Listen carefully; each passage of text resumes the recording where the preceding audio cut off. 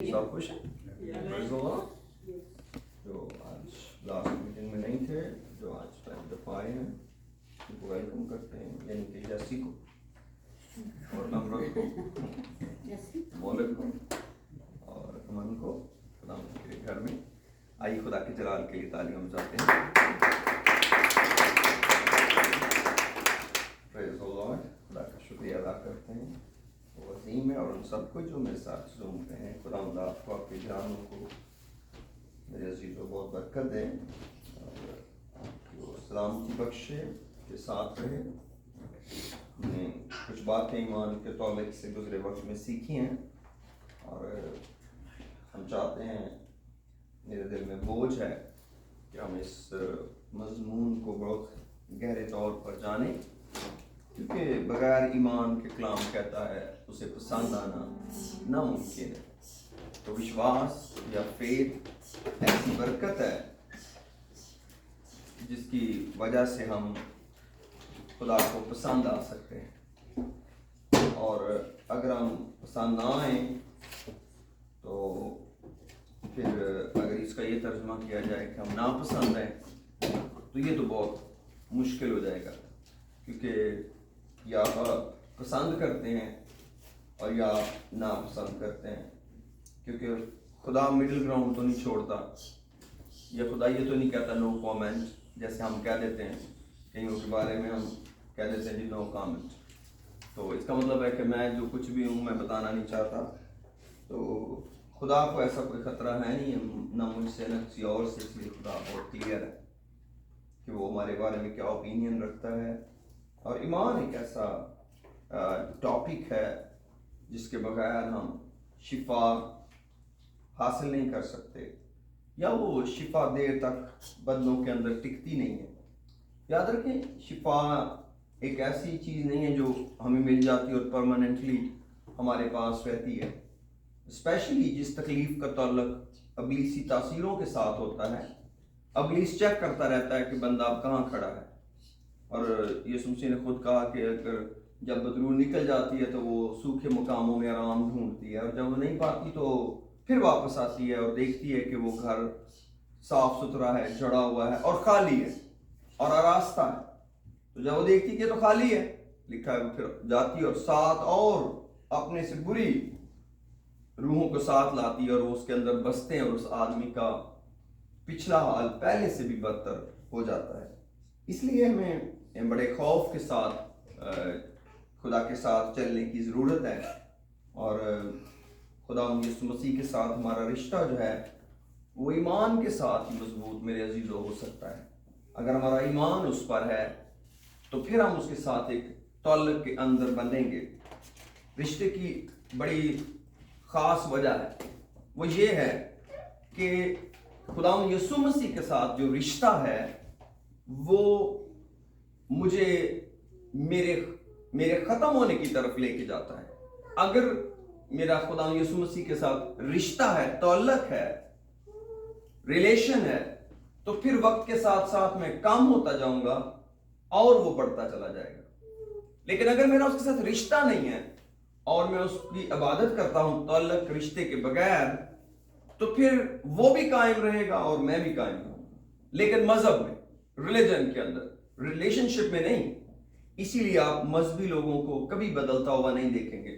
उनकी इबादत बदल सकती है, इबादत पहले से बड़ी हो सकती है, और हो सकता है ज़ाहिरी चीज़ें बदल जाएं, उनके कपड़े बदल जाएं, बहुत कुछ बदल जाए, लेकिन उनकी ज़िंदगी नहीं बदलेगी। क्यों? क्योंकि वो खुद जिंदा है। और जब तक हम, और ये बड़े भेद की बातें हैं, अगर हम एक आम आदमी को ये कहें, एक आम जो शख्स को दावत दें कि जी आप मसीहत में आ जाएं लेकिन आप ख़त्म हो जाएंगे, तो वो कहेगा मुझे ऐसी जगह में आने की क्या ज़रूरत, जहाँ मैं ही ना रहूँ। लेकिन यीशु मसीह ने अपनी मौत के बारे में अपने शागिर्दों को बताया कि गेहूं का दाना जब तक मर नहीं जाता वो तन्हा रहता है, लेकिन जब मर जाता है तो फिर बहुत सा फल लाता है। तो यीशु मसीह के साथ रिश्ता बनने के बाद हमारा कम हो जाना, हमारा खत्म हो जाना, हमारी मल्टीप्लिकेशन, मल्टीप्लाई हो जाते हैं। और ये एक मैथ की टर्म है, कई दफा चीजें जमा होती हैं और کئی دفعہ وہ ملٹی پلائی ہو جاتی ہیں. تو جب آپ کسی چیز کو ضرب دیتے ہیں تو وہ کئی گنا بڑا ہو جاتا ہے. ٹھیک ہے, آپ 7 میں 4 جمع کریں گے تو 11 بنے گا, لیکن اگر آپ 7 کو 4 سے ملٹی پلائی کریں گے تو وہ 28 ہو جائے گا.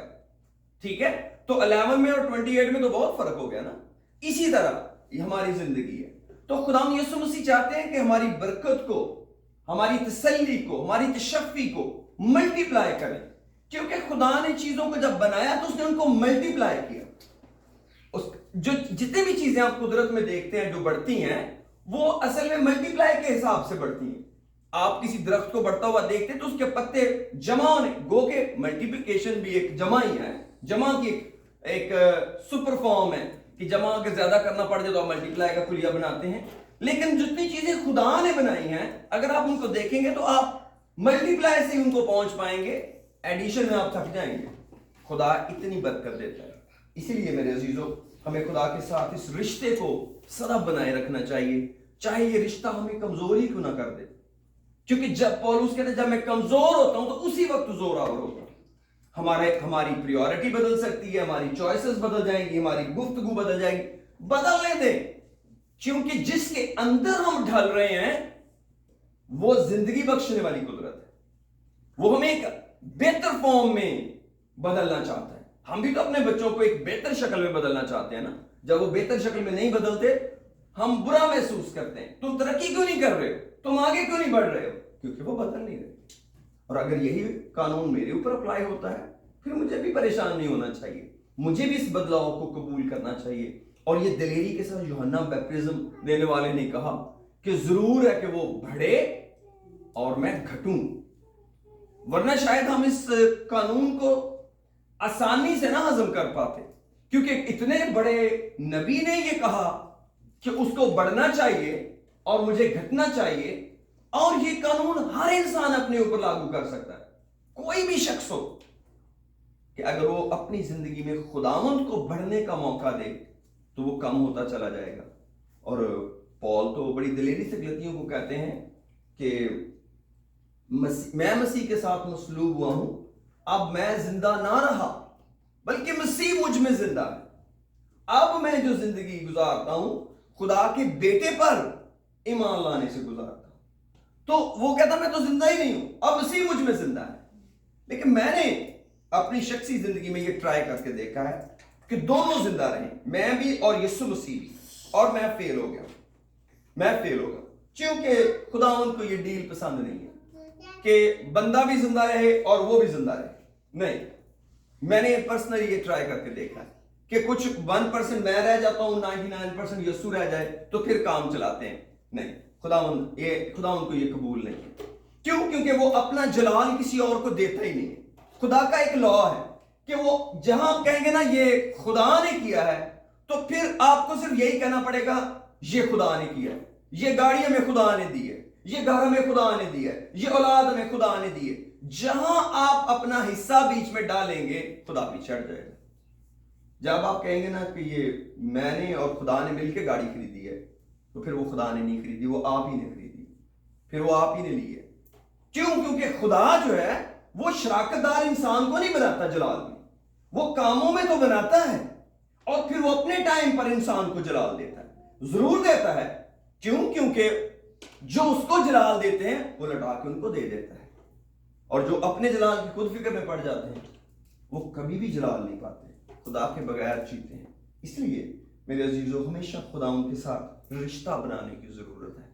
اکیلے میں بغیر شور کیے بھی اگر بن سکے تو بنائیں, اور شخصی طور پر اس سے گفتگو کریں, ون آن ون گفتگو کریں. چرچ بڑا ضروری ہوتے ہیں, گروپ پریئر بڑی ضروری ہوتی ہے, بڑا اچھا لگتا ہے. اور اسی لیے مجھے زوم پہ بہت پسند ہے, کیونکہ زوم پہ جب وقت آپ اکیلے بھی ہیں آپ گروپ میں بھی ہیں, آپ کا دل کرے گروپ جوائن کر لیں, آپ کا دل کرے اکیلے دعا کرنا. لیکن میرے عزیزو اس سے خدا کو بڑا ہی جلال ملتا ہے. آج میں جس چھوٹی سی مضمون پر بات کرنا چاہتا ہوں آپ سے وہ یہ ہے کہ کون سا ایمان ہے جس کی خداوند بھی تعریف کرتا ہے. یسوع مسیح نے کچھ لوگوں کے ایمان کی بڑی تعریف کی. چند ایک وہ مثالیں ہم دیکھیں گے کہ جن کی ایمان کی یسوع مسیح نے تعریف کی. اور متی کی انجیل کے 8ویں باب میں اگر ہم آئیں मत्ती की इंजील उसका 8वां बाब।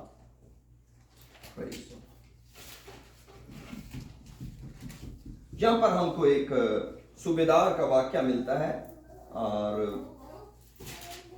ये मेहरबान सूबेदार था जिसको अपने नौकर की बड़ी फिक्र थी। 5वीं आयत पढ़ूंगा। लिखा है, ताकि थोड़ी सी डिटेल बन जाए ना, मत्ती की इंजील का 8वां बाब और उसकी 5वीं आयत में लिखा है, यही वाक्य लूका की इंजील के अंदर भी है। और लिखा, जब वो कफरनहूम में दाखिल हुआ तो एक सूबादार उसके पास आया और उसकी मिन्नत करके कहा, ऐ खुदावंद, मेरा खादम फालज का मारा घर में पड़ा है और नहायत तकलीफ में है। नौकर, यानी नौकर के लिए मालिक शिफा ढूंढ रहा है। उसने उससे कहा, मैं हैरान हूं कि कैसा मालिक है, देखो इसने छुट्टी नहीं करा दी उसको, भाई अपने घर जा, है ना। वो बीमार हो गया और अभी तक अपने घर रखा हुआ। ये बड़ी सीखने की बातें हैं कि आप हम किसी को मुश्किल वक्त में कैसे किन हालों में छोड़ देते हैं। बहुत सारी कंपनियां, जैसे आदमी काम के लायक नहीं तो वो कहते हैं हमें कोई और एम्प्लॉय मिल गया, आप अपने घर जाए हो। लेकिन कुछ लोग बड़े फर्क होते हैं। उसने उससे कहा, मैं आकर शिफा दूंगा, यानी यीशु मसीह ने कहा, मैं तेरे घर आऊंगा, तेरे नौकर को ठीक करूंगा। सूबादार ने जवाब में कहा, ऐ खुदावंद, मैं इस लायक नहीं कि तू मेरी छत के नीचे आए, बल्कि सिर्फ जुबान से कह दे तो मेरा खादम शिफा पा जाएगा, क्योंकि मैं भी दूसरे, अब बात यहां से शुरू हुई, क्योंकि मैं भी दूसरे के इख्तियार में हूं और सिपाही मेरे मातहत हैं, और जब एक से कहता हूं कि जा तो वो जाता है, और दूसरे से कि आ तो आता है, और अपने नौकर से कि ये कर तो वो करता है। यीशु ने ये सुनकर ताज्जुब किया और पीछे आने वालों से कहा, मैं तुमसे सच कहता हूं, मैंने इस्राएल में भी ऐसा ईमान नहीं पाया। और मैं तुमसे सच कहता हूं, तेरे पूर्व और पश्चिम से आकर इब्राहिम और इसहाक और याकूब के साथ आसमान की बादशाही की ज़ियाफत में शरीक होंगे, मगर बादशाही के बेटे यानी कि यहूदी, यानी कि इब्राहिम, इसहाक और याकूब की नस्ल बाहर अंधेरे में डाले जाएंगे, वहां रोना और दांत पीसना होगा। और आगे यीशु मसीह ने उसी सूबेदार से कहा, जा जैसा तूने एतकाद किया तेरे लिए वैसा ही हो। और उसी घड़ी खादम ने शिफा पाई। तो ये एक ऐसा ईमान है जिसकी यीशु मसीह ने इतनी तारीफ की कि कहा, ये वाला ईमान मैंने इस्राएल में भी नहीं देखा, लेकिन अब ये हमारे पास है ये ईमान। इस ईमान का क्या मतलब है? इसका मतलब ये है, मैं लाइन नहीं खींच सकता कि इसका सिर्फ यही मतलब है, क्योंकि ये खुदा का कलाम है, उसके मुंह की बातें। अगर कोई खुदा इस रेवलेशन को किसी और खादम पे किसी और तरह से एक्सप्लेन कर देता है, जबरदस्त। लेकिन जो मैंने सीखा है अब तक वो ये है कि इस शख्स ने खुदावंद यीशु मसीह की जात पर ईमान रखा कि ये जात इतनी बड़ी है। ये नहीं है कि इसके काम बहुत बड़े हैं, इसकी जात भी बहुत बड़ी है। काम तो मौजज़े हैं, और उसके लिए इससे अच्छा कोई ऑप्शन ही नहीं कि वो कह रहा है, यीशु कह रहा है मैं तेरे घर आऊंगा, तेरे मरीज को ठीक करूंगा। लेकिन वो यीशु मसीह के सिर्फ मौजज़े का यकीन नहीं करता, वो उसकी कुदरत का यकीन करता है कि ये कुदरत वाला है। कौन सी कुदरत? इसको इख्तियार दिया गया, क्योंकि वो इख्तियार को समझता था कि जब किसी बंदे में इख्तियार होता है, उसके पास होता है, तो वो अपनी ताकत से बड़े काम करता है। इख्तियार ताकत से बड़ी चीज का नाम है। आप किसी गाड़ी चलती हुई को मामूली गाड़ी के भी सामने खड़े हो जाए और कहें मैं इसको रोक लूंगा, एक आम आदमी नहीं रोक सकता, नीचे मारा जाता है। लेकिन जब इख्तियार है तो सिर्फ एक हाथ खड़ा कर देना काफी है, वो गाड़ी आगे नहीं जा सकती, और अगर वो आगे जाएगी बहुत सा जुर्माना और जेल भी होगी। तो इख्तियार के अंदर रहना बहुत ऊपर है। अब वो सूबेदार हो सकता है जिस्मानी तौर पर कई सिपाहियों से कमजोर हो, लेकिन कहता है जब मैं एक सिपाही को कहता हूं जा, वो जाता है, दूसरे को कहता हूं आ तो वो आता है, और एक को कहता हूं ये कर तो वो करता है। और मैं किसी के इख्तियार में हूं। पहले उसने ये कहा कि मैं किसी के इख्तियार में हूं, यानी मुझे ऊपर से ऑर्डर आ जाते हैं, मैं कहता हूं चलो जी पूरे इलाके की सफाई होगी, चलो जी सब गाड़ियों की ट्यूनिंग होगी। क्या हो गया? ऊपर से ऑर्डर आ गया, मैंने उस ऑर्डर को इंप्लीमेंट कर देना है। और अब जब मैंने ऊपर वाले का ऑर्डर माना है, नंबर 1 पे ऊपर वाले का ऑर्डर माना है, अब जो मेरे नीचे हैं वो मेरा ऑर्डर मानेंगे। جیسے میں ان کو انکار نہیں کر سکتا کوئی مجھے نہیں کر سکتا. اور اس نے ایگزیکٹلی ایسا ہی افسر یسوع مسیح کو بنایا. کون سا افسر؟ جس کو یہودی جو اس کے بارے میں شریعت پڑھتے تھے وہ کہتے تھے یہ بڑھائی کا بیٹا ہے, ٹھیک ہے, اس کے بھائی اور بہنیں ہمارے درمیان ہیں, یہ اس کے پاس قدرت کہاں سے آ گئی, یہ کس کے اختیار سے یہ کام کر رہا ہے.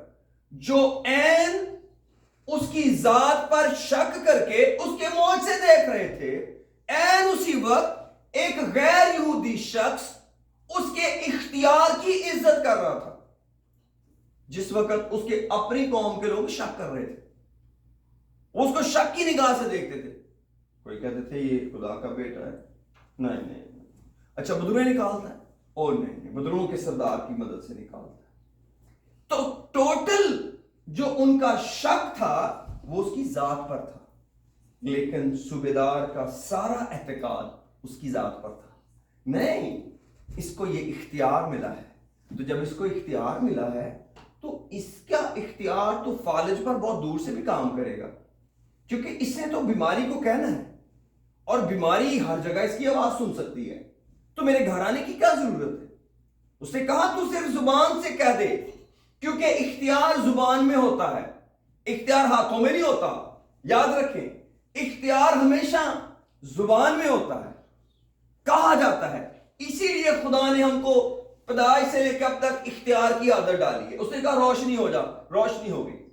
اس نے کہا بدروؤں کو نکالو. کیسے ہم نکالتے ہیں؟ ڈنڈے سوٹے مار مار کے, یسوع کے نام سے بدروؤں کو نکالتے ہیں. ہاں گو کہ پرانے وقتوں میں ڈنڈے سوٹے بھی استعمال ہوتے تھے بدرویں نکالنے کے لیے, لیکن وہ بائبل کا طریقہ تو نہیں ہے نا, وہ تو انسانوں کا اپنا طریقہ ہے. میں تو نہیں بلیو کرتا, خدا کا شکر ہو, کہ میں کسی میں بدرویں نکالوں اور میں کسی کے بال پکڑ لوں. کیوں؟ اس کی کیا ضرورت ہے؟ کون ہے جو یسوع نام کے آگے کھڑا ہو؟ میں نے تو نہیں کبھی یہ سوچا بھی. I did never think like that. خدا کا شکر ہو, یہ میں خدا کے جلال کے لیے باتیں کر رہی ہوں, میں اپنی بڑائی کے لیے نہیں کر رہا. میں اس نام کے اختیار کی بات آپ کو بتا رہا ہوں کہ جو کچھ یسوع مسیح نے کیا ہے وہ اختیار ہے. اور میرے عزیزو, یہ وہ ایمان ہے جو ہمیں خدا ان پر ہونا چاہیے. یہ میرا ایمان ہے جو صوبیدار کا تھا.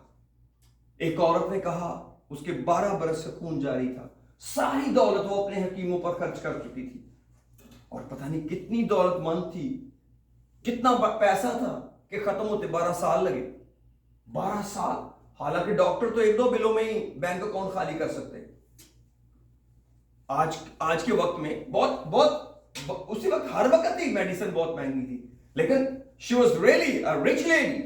12 سال وہ پیسے خرچ کرتی تھی. ایک دن کیا کہنے لگی, میں اس کی پوشاک کا کنارہ ہی چھو لوں گی تو تگڑی ہو جاؤں گی. اور اس نے چھوا اور وہ اچھی ہو گئی. اس نے ایک قدرت کو ایکسپٹ کر لیا اپنے دل میں. مجھے نہیں پتا اس کو یہ علم بعد میں پہنچا یسوع مسیح کے بارے میں کہ کیا, لیکن کلام کہتا ہے جیسے اس نے اس کی پوشاک کا کنارہ چھوا وہ اچھی ہو گئی. اور یسوع مسیح نے مڑ کر کہا مجھے کسی نے چھوا. شاگردوں نے کہا اتنے لوگ ہیں, ہزاروں کی بھیڑ ہے, تیرے اوپر لوگ گر رہے ہیں, کوئی ایک تھوڑی چھو رہا ہے, کوئی ایک تھوڑی تیرے کپڑوں کو پکڑ رہا ہے, کئی پکڑ رہے ہیں. یسوع مسیح, یسوع نے کہا نہیں, مجھے کسی نے ایمان سے چھوا ہے. تو کیا مطلب ایمان کا چھونا کوئی اور ہوتا ہے؟ یس آف کورس, ایمان کا چھونا کوئی اور ہوتا ہے. ایمان کی دعا اور ایمان کے بغیر کی دعا کوئی اور ہوتی ہے. آپ ایمان سے دعا کرنے والے کو دیکھیں گے, اس کے ذہن میں پہلا ہوگا خدا یہاں موجود ہے. کلام کیا کہتا ہے؟ خدا کے پاس آنے والے کو ایمان لانا چاہیے کہ وہ ہے اور اپنے طالبوں کو بدلا دیتا ہے. آپ اپنا مقدمہ کسی لے کے جائیں کسی جج کے پاس, آپ اپنی تیاری دیکھ لیں, آپ ایک سوالی کی طرح بات کریں گے, سر یہ کام تھا. کیوں؟ کیونکہ بندہ سامنے بیٹھا ہے.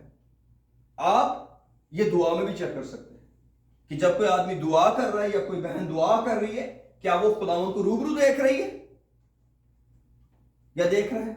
جب خداوند کو لوگ روبرو دیکھتے ہیں کبھی بے اجر نہیں چھوٹتے, چاہے وہ اپنے گناہ کی نجات معافی لے کے جائیں, چاہے راست باز سیر کر اپنے گھر جائیں, چاہے اپنی بیماری سے شفا لے کر جائیں.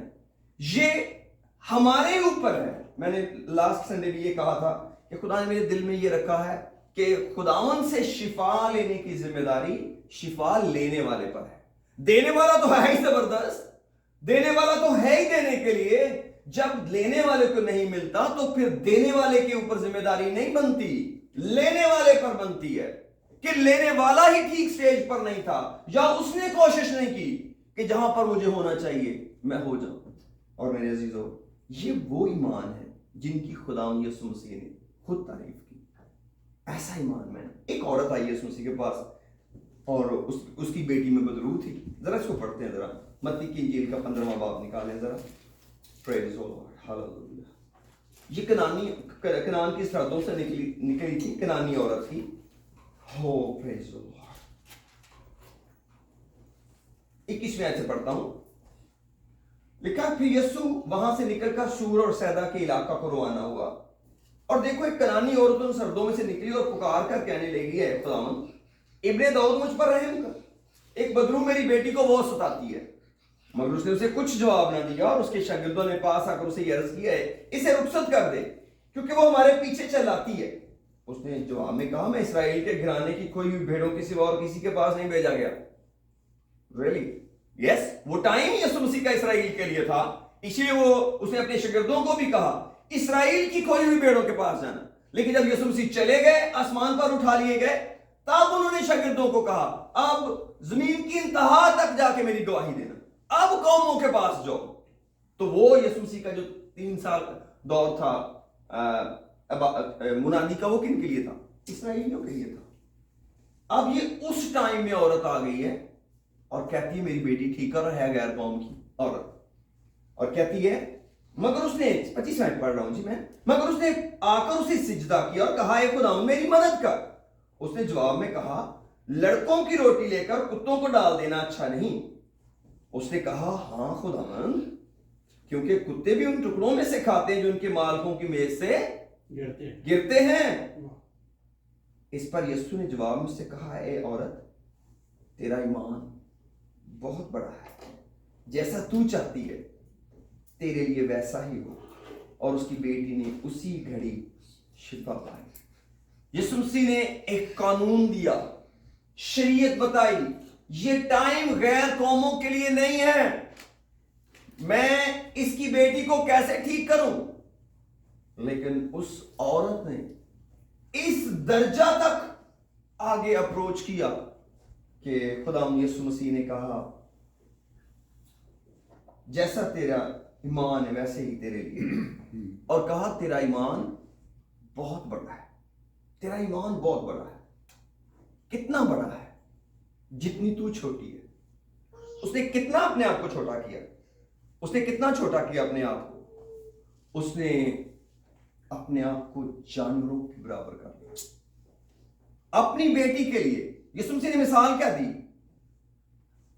لڑکوں کی روٹی لے کر کتوں کو ڈال دینا روا نہیں. تو بات تو ایک عورت سے ہو رہی ہے جو اپنی بیٹی کی شفا لینے آئی، تو کتوں کا ذکر کہاں سے آ گیا؟